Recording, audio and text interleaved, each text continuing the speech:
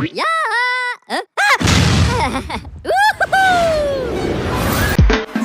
call! Rebecca, the brainy one, head of censorship and mind control. Heather, the cool one, I put drugs in the water supply. Valencia, the sexy one, czar of torture.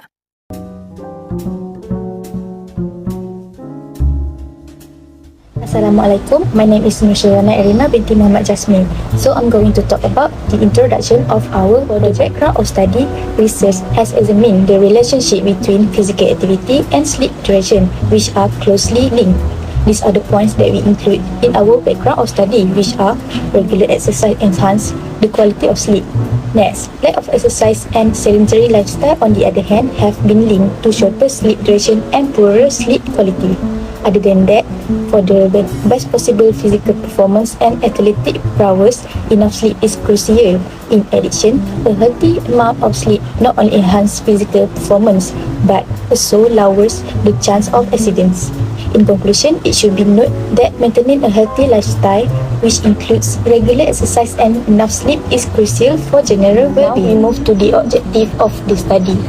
First is to determine the relationship between the duration of sleep and physical activity level, to obtain the types of graphs that are suitable for the data, to find the value of mean standard deviation and interquartile range, to determine the correlation and regression of data, and last is to determine how the duration of sleep affect physical activity level. Now is the significance of study. Firstly, physical exercise and sleep have a strong relationship and one can have a variety of effects on the other. It is thought that exercise might improve sleep through lowering stress.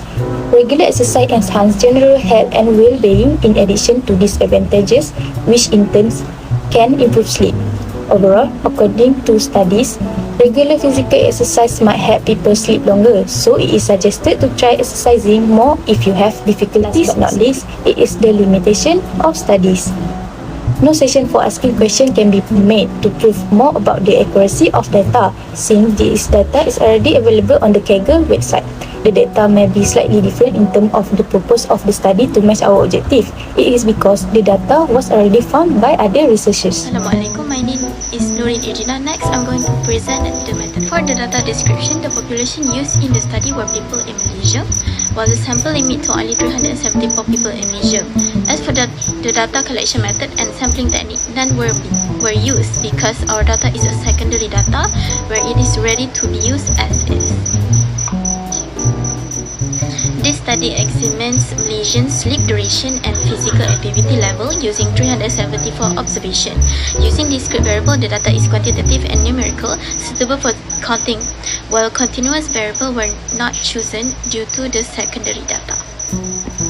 We use both histogram and scatter diagram, where histograms display numerical data with simple frequency distribution using boundaries and heights, while scatter diagram used to determine the positive correlation, negative correlation, no connection, perfect positive correlation, or perfect negative correlation. There are 4 measures in numerical technique, which are measure of tendency, including mean, median, mode, measure of position using quartile, measure of disperse, including range, interquartile range, variance, standard deviation. Lastly, measure of skewness, including Pearson's coefficient of skewness, Pearson product moment coefficient, and lastly, regression line. Assalamualaikum warahmatullahi wabarakatuh. My name is Roberta binti Ismail. So we continue the presentation with the third chapter titled Result and Interpretation. This topic has 3 subtopics, which are data presentation, descriptive statistic analysis, and last but not least, correlation and regression analysis. First, I will talk about the data presentation. The table shown here is the secondary data that we obtained from a website named Kaggle.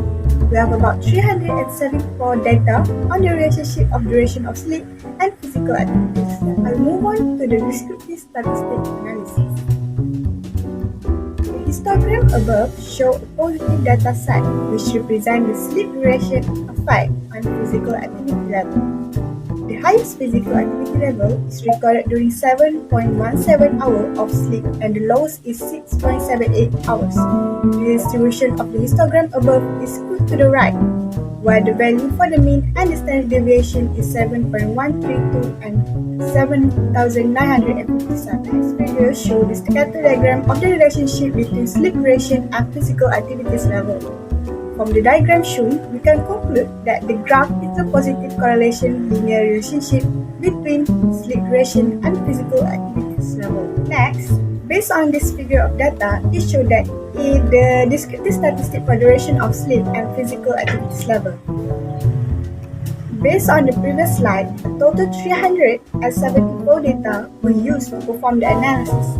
And from the figure, we know that the mean for sleep duration is 7.132 and for the physical activity level is 59.17.